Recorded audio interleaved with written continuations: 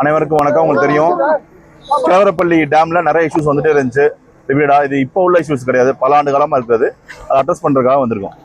ஏற்கனவே கர்நாடக அரசு வந்து 18 ரூபாய் சொல்லியிருக்காங்க. இதுல வந்து சார், அதான் 2020 ஒரு ஜாயின்ட் கமிட்டி மீட்டிங் போட்டிருக்காங்க. அதுல வந்து கர்நாடகாவோட pollution control board, Tamil Nadu pollution control board, நீங்க சொல்ற மாதிரி பசுமை தீர்ப்பாயம் எல்லாம் சேர்ந்து ஒரு தீர்மானம் கொண்டு வந்து இந்த சீவேஜ்னால தான் வருது.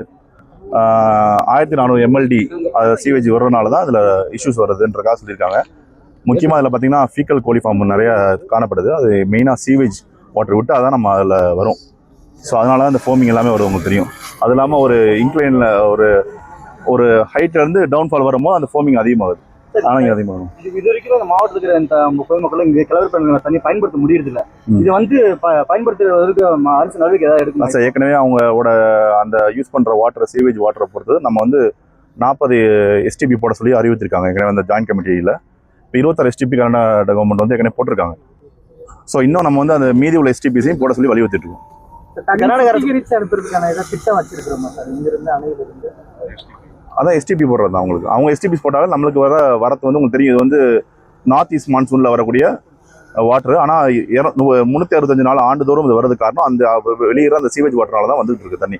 ஸோ அதுக்கு வந்து அவங்க ரெக்டிஃபை பண்ணி அந்த STPs போட்டாங்கன்னா இந்த மாதிரி விஷயங்கள் தவிர்க்கப்படும்.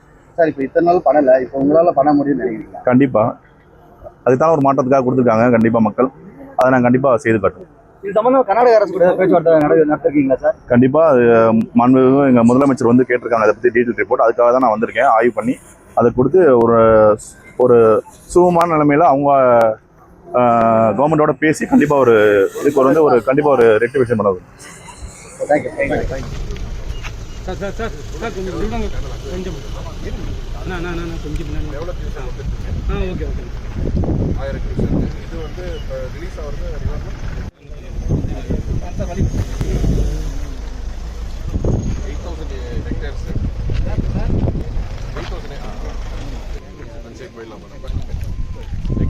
இறங்கி அந்த கேட்ரியில் கூப்பிட்டு போயிருக்கீங்க.